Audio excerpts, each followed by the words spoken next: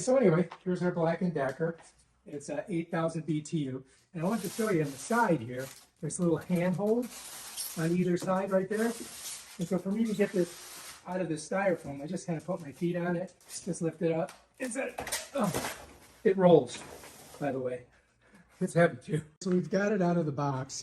And I'm going to save this because, you know, I might have to send it back, right? So let's not lose that, because if we have to repackage it or to store it, we do want to keep that, right? All right, on the back, there's also that collar here. And this collar slides right off. And it has the same connecting devices, these little arrows that show you where they're at. And then you put it on.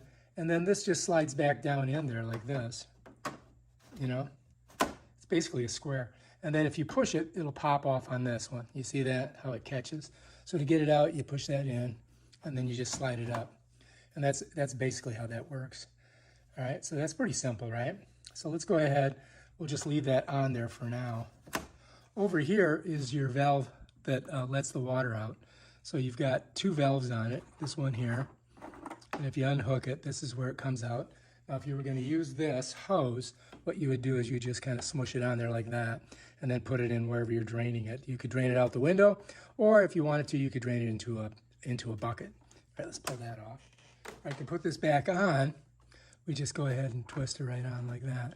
You want to make sure you have this on there and closed, right? Because that's probably a good idea. It even shows you open, close, very simple.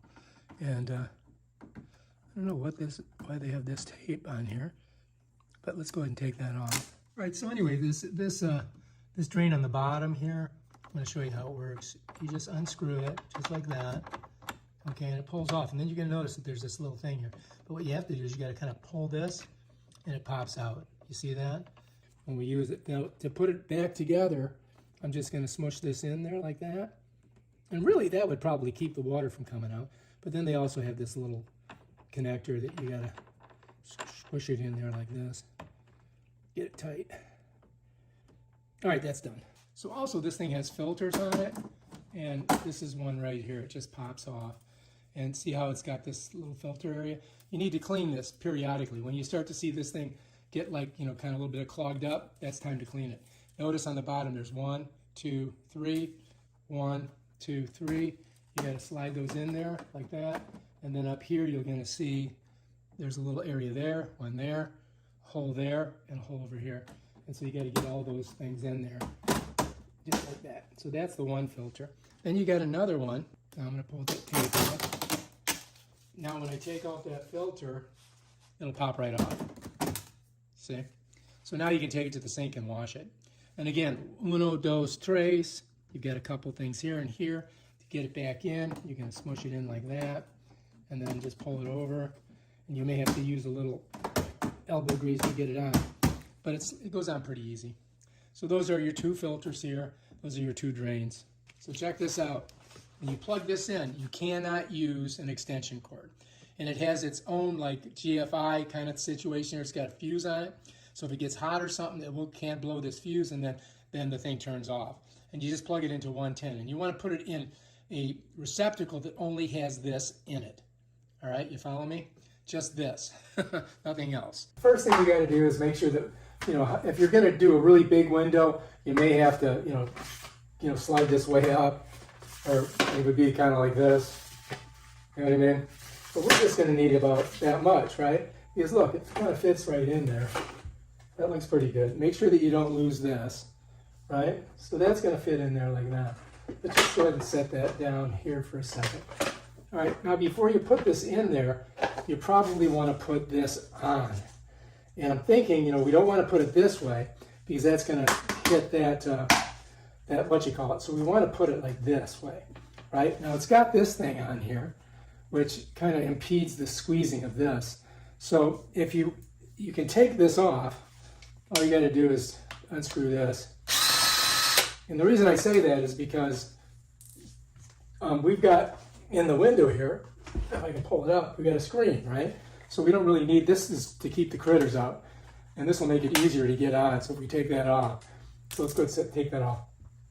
Before we put this in there, what we want to do is we want to get it on here. So if you look, If you look here, let me sit on the windowsill for a second. Let's move this out of the way. So what you got to do to get this on there, we want it this way, right? Because we want it up. So we're just going to get that pushed under here like that. I'm going to flip it over. And what I want to do is I want to try to match this up right here. And if I push with my fingers right here, these kind of catch, you see? So this one's on, this one's on, this one's on, this one's on. So now that's how we're going to have it set like that. And then we just got to set it in the window, right?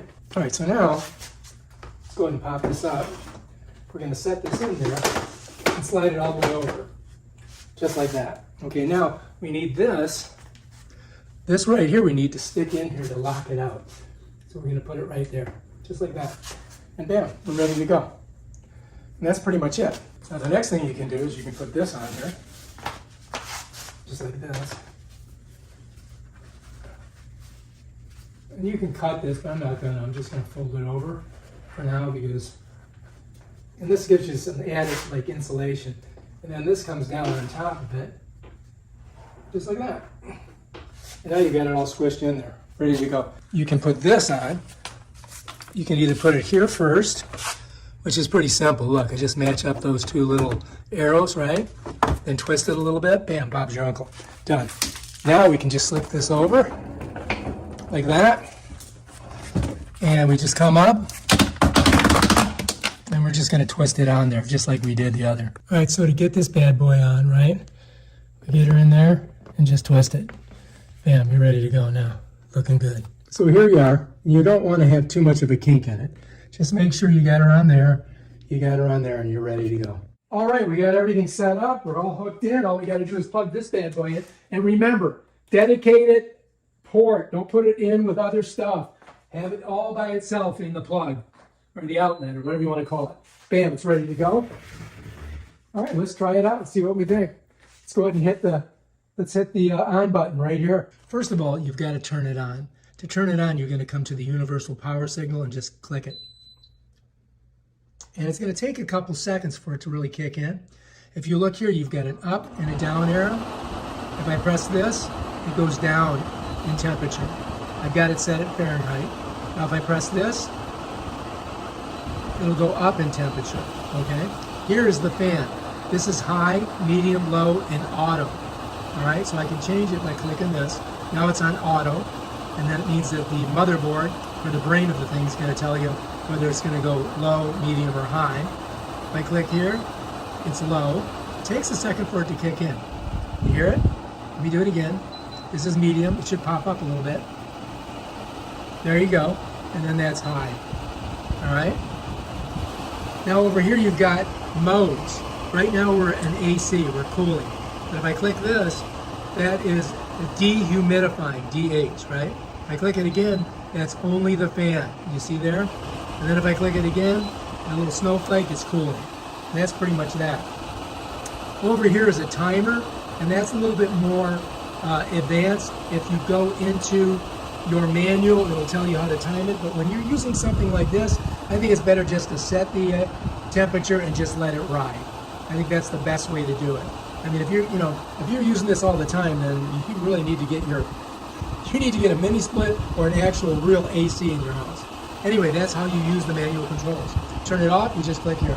Now it gives you a 20-second countdown usually, but it turned right off that time. All right, so your Black & Decker 8000 BTU portable AC comes with a controller.